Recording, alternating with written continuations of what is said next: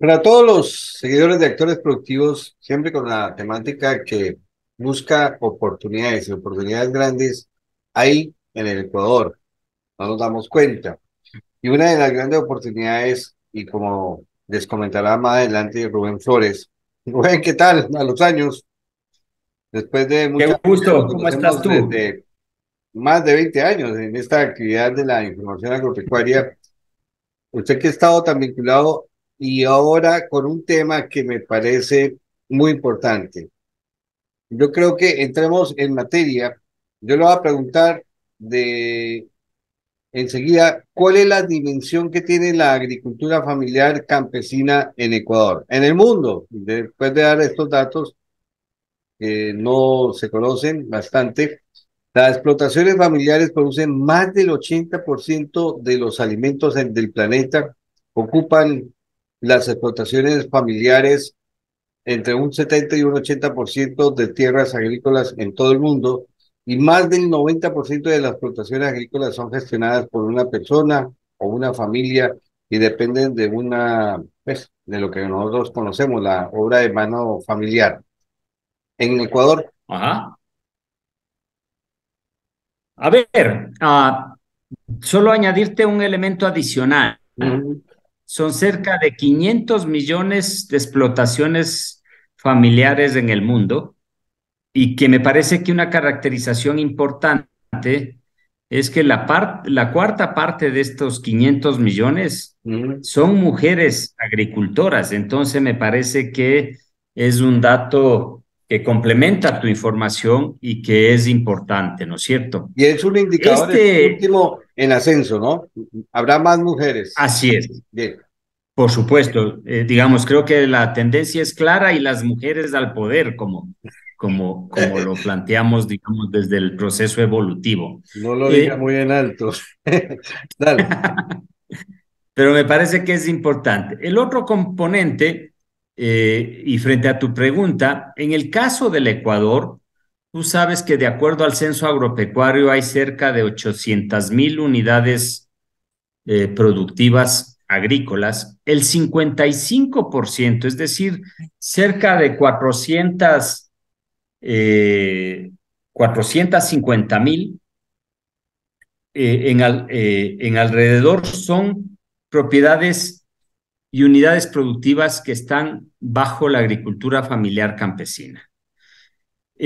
Más o menos del 89% de estas unidades que están en manos de la agricultura familiar campesina, el 89% son UPAs que tienen menos de 3 hectáreas. Y estas consolidan, digamos, el 33% de la superficie nacional, 30-33% de la superficie nacional, y sobre todo el 25% de estas casi 450.000 UPAs están en manos de mujeres. Por tanto, esto que tú acabas de señalar de que abastecen en el mundo el 80% de alimentación, en el Ecuador es bastante parecido. Hay un 70% de provisión de alimentos que la agricultura familiar campesina lo consolida desde la perspectiva del aporte tanto en su gran mayoría al consumo doméstico, pero quisiera recordarte que hay unas experiencias de agricultura familiar campesina que Manuel Chiriboga en algún momento decía la experiencia de la agricultura familiar campesina consolidada, que es un 5% de estas UPAs que están exportando, sea cacao, sea pitahaya, sea orito orgánico, banano orgánico, sea brócoli. Es decir, hay agricultura familiar campesina que a través de los procesos de asociatividad está ya participando en las ligas de campeonato mundial del comercio, están exportando. Entonces, me parece que esta señal es importante, pero es apenas del 5%. Actualmente. Quiero que sepas también y que la audiencia lo sepa. Actualmente, sí. La audiencia tiene que saber es que el 55% de estas unidades son de subsistencia, es decir, que les permiten sobrevivir a ellos y a su familia en términos de la alimentación, y apenas el 40% siguiente es semiconsolidada, que ya están participando en el mercado tanto doméstico y este 5% último que te mencioné en el mercado exterior. Entonces, esas son las características de una agricultura familiar campesina en el Ecuador, pero lo más importante de esto es que entendamos que esta es una fuente importantísima de generación de empleo. El 80% de los empleos de la agricultura familiar campesina son directos. En las cuentas del Censo Nacional se le conoce como autoempleo, pero cuando tú ves qué sector de la producción genera mayor cantidad de empleo, hay dos. El uno es justamente el sector de servicios, comercio, pero otro que es relevante es el de la agricultura. El 32% al año 2022 de la población económicamente activa está ocupada en actividades agrícolas. El otro elemento y la dimensión fundamental es que entonces tiene este poder real de dar de alimentar a la gente y de nutrirnos a los ecuatorianos. Yo siempre les digo, pensemos en una pandemia sin alimentos y ahí te vas a dar cuenta lo relevante que constituyó realmente que la agricultura familiar campesina nos llene, digamos, las ollas de aquellos que tenían acceso para comprar, ¿no es cierto? En pandemia, encerrados, en cautiverio, no tener alimentos hubiera sido una locura. Y ahí se desarrollaron un montón de estrategias bien interesantes, como los circuitos cortos, las verdurías, las camionetas, en Guayaquil las bicicletas, que finalmente permitían llegar a los domicilios de los ciudadanos y ciudadanas urbanas con alimento. Digamos, toda esta buena práctica agrícola que tiene la agricultura familiar campesina, ¿no? Un manejo sostenible, una gestión sostenible, un patrimonio genético en términos de semillas y de diversidad importante. Solo en el caso de la papa hay más de 800 variedades de semilla de papa. Y, por supuesto, cómo consolidar, digamos, con esas buenas prácticas agrícolas, impactos en la mitigación y adaptación del cambio climático. Es entender que realmente el manejo sostenible, la gestión sostenible y la preparación para adaptar y mitigar el cambio climático, la agricultura familiar campesina la tiene desde sus buenas prácticas y desde sus conocimientos ancestrales, ¿no es cierto? Ellos seguían mucho por el tema de la cultura de la luna, seguían mucho por el tema de la cultura de las terrazas, seguían mucho por el tema de no de los monocultivos, sino más bien de tener una estrategia de varios productos a la vez, ¿no es cierto?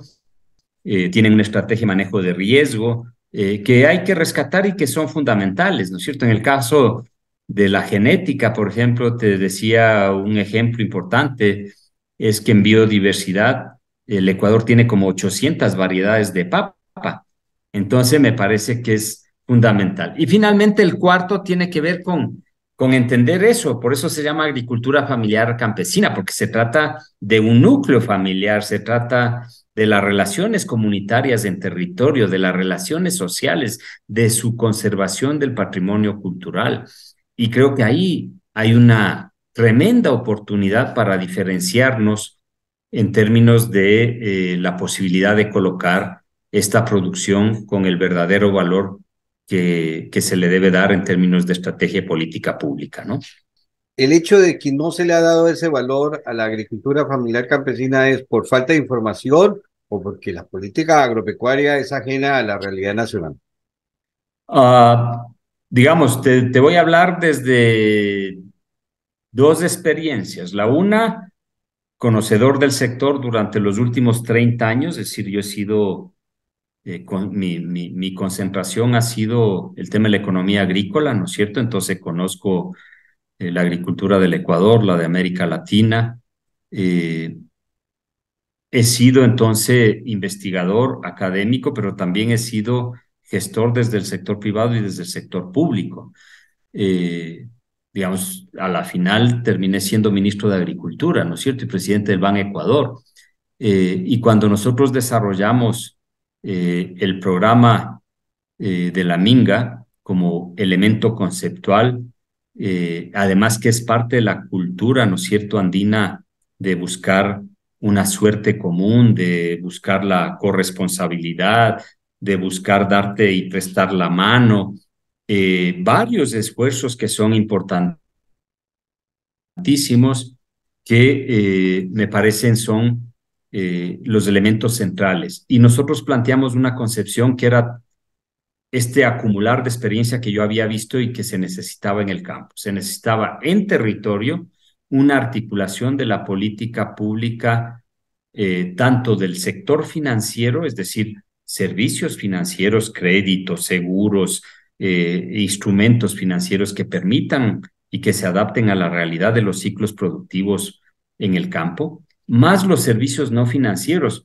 porque si tú tienes recursos financieros, tienes crédito, tienes un buen proyecto, requieres entonces asistencia técnica, capacitación, resolver los problemas centrales que tienes y que son los grandes desafíos que te está impulsando hoy día el cambio climático. Entonces me parece que ese era el espíritu de entender y de llenar un vacío que tenía la política pública y entender que para esto, el día de hoy, el Ministerio de Agricultura como tal, como institución, está rebasado porque finalmente eh, el efecto que tú tienes desde la agricultura en términos de sistema alimentario, en términos del problema de la desnutrición, de los alimentos, de la seguridad alimentaria, del tema social, de la pobreza, de la inclusión. Entonces requieres una política del tema ambiental, requieres una política más integral, una institución diferente a lo que es entender el clientelismo desde el Ministerio de Agricultura por sector productivo, ¿no es cierto? Mi gran enfrentamiento con el sector arrocero, a pesar de mi experiencia de haber armado justamente por allá, y tú recordarás la Federación Nacional de Arroceros, era porque necesitábamos articular un proceso de asociatividad. Tú no puedes hablar como decidor público o privado con 500 líderes arroceros que cada uno busca, digamos, desde su interés y desde el interés de su organización, elementos que están por fuera de tener un Ecuador arrocero. Este Ecuador podía tener la capacidad de exportar arroz, de impulsar varios esfuerzos realmente que los hemos perdido. Entonces, eh, entender eso era fundamental, pero finalmente el peor problema que tiene esta estructura es esa dispersión, esa pulverización de la organización campesina que hace que finalmente no tengas un referente para construir política pública de mediano y largo plazo. Rubén, Pero sí, el germen central, sí, el germen central es finalmente el clientelismo, ¿no es cierto? Tú ves un paro indígena como los dos últimos y resulta que la solución es entregar uria mm, a los campesinos. O sea, ¿de qué estamos hablando? Porque la asociatividad sirve en tanto y en cuanto te facilite servicios para resolver problemas. bien, ya para finalizar, liderazgo. Ah, gran deficiencia, Sí. gran deficiencia.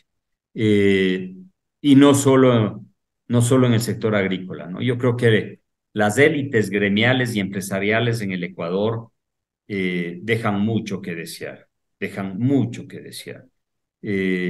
Liderazgos que solo piensan en servirse del liderazgo y no servir a sus asociados. Y eso a nivel público, a nivel nacional, a nivel privado. Entonces me parece que ese es un tema no menor, pero creo que el ambiente, que lo veo mucho más complejo en el Ecuador, de generar líderes, toca volver a las bases, toca volver a los territorios, toca volver a hacer un trabajo eh, que se ha dejado de hacer y que se requiere de un liderazgo fresco, de un liderazgo alternativo, de un liderazgo democrático, de un liderazgo de generaciones de relevo en el tiempo. No, nos falta muchísimo en liderazgo. Creo que es Sí. una deuda muy grande la que Y envolviendo tenemos. todo esto, ¿a eso llamas tú transformación de sistemas alimentarios? Por supuesto, ¿Qué es eso? ¿Qué es eso? para mí lo que está en el fondo de todo esto es la transformación de El los ser sistemas humano tiene, ¿no? alimentarios.